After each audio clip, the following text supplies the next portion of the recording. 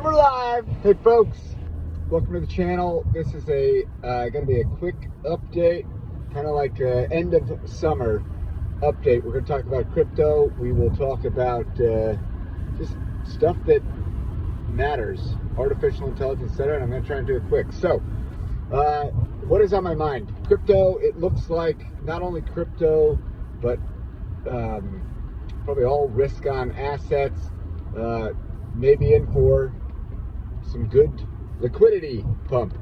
If you look at Federal Reserve and other central banks around the world indicating lowering rates, we know how that goes, and that liquidity's got to go somewhere. Also, we're seeing other countries potentially, becoming a little bit more friendly towards crypto. That may lead towards some additional liquidity moving into the space. Nothing I say is financial advice. Do your own research.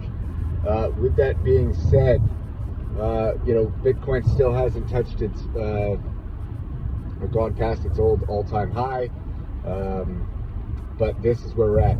Next, we've got the U.S. election in about a month.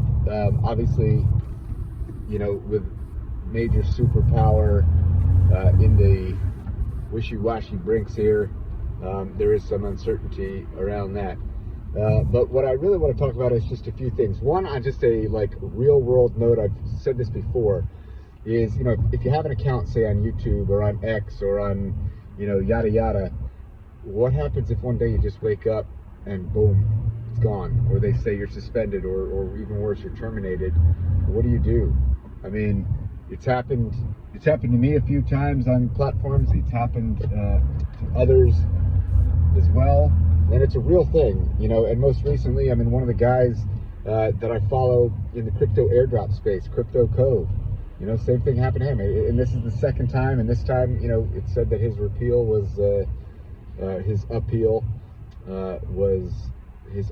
to repeal was, they said, no, it's done. And who knows? I only bring that up because, you can work very hard at doing something, but do you really own it? Is it really yours? Moving forward, I want to talk about AI, because I think this is the crux of it all. And I think most people have no clue what's going on. And even the people that do, I don't think really understand exponential growth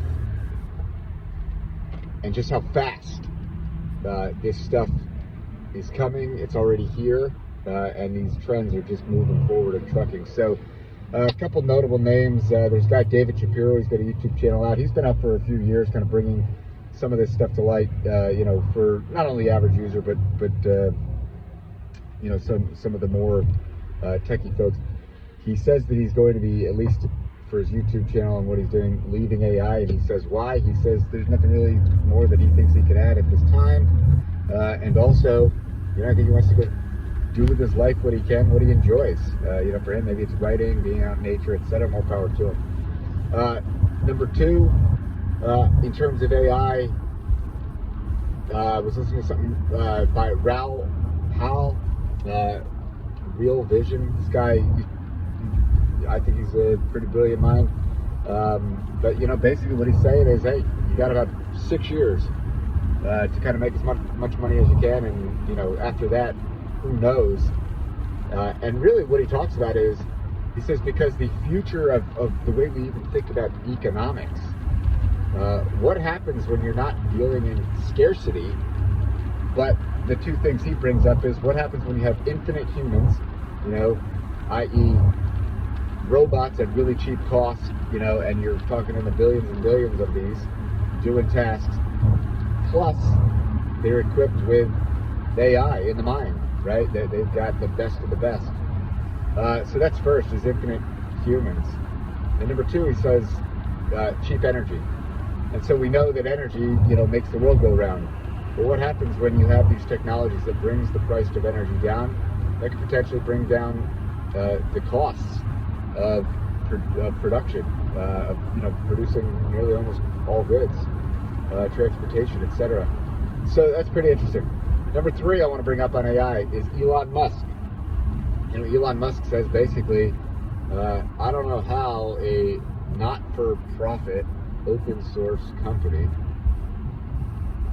can turn into a closed source, for-profit or maximum profit company.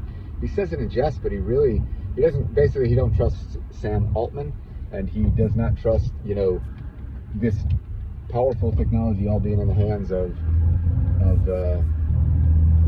just one or a few companies, namely OpenAI, but others. With that being said, and before I wrap this up, I want to just talk about exponentials. I don't think people really get it. In fact, I'd go on a limb and say, I know people don't get it. I mean, I've been talking, to people for over a decade about just AI in particular, but, even further back for who knows how long, the power of exponentials. And, when they're good, and when they're not, they're not. And so, I'm an optimist, so I'd like to think that a lot of this stuff can usher in some great things for humanity. But I think you got to put the realist hat on. And, where's my realist hat? You got to get that realist hat on here. I got this at a yard sale. It's like brand new for $1, but hey, something to put over my head. But you got to put the realist hat on, and you got to kind of say, all right, so if this is where we're moving, and we're moving potentially that fast, I mean, like literally, I don't think Raoul's all that far off when he says, this whole human economic game, you might have 6 years. I mean, I've been telling people, I think just the idea of what it means to be a human is going to be, we got maybe a decade left of that, because then I think those lines really start to get blurred.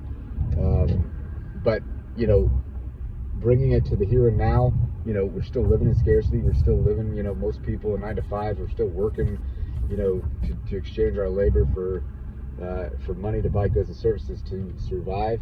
But these exponential technologies, they aren't stopping. And so, with that being said, I think most of us are probably just going to fall into whatever happens, because, unless you can really, really do something quickly and materialize some major change and create yourself a buffer, right?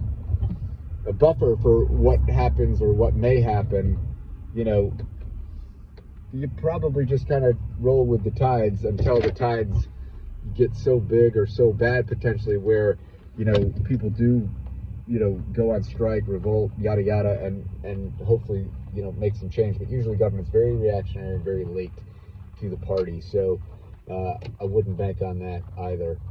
So anyways, what are all your thoughts? I mean, you think I'm crazy in saying any of this? Are you doing anything in particular to change your life, or to try and change the somewhat trajectory that maybe you can or cannot, who knows, in the future? If so, what are you doing and why? We didn't even talk about health or longevity or any of that stuff here, but just that's it. I'm gonna leave it. But peace. That's kind of the end of the summer 2024.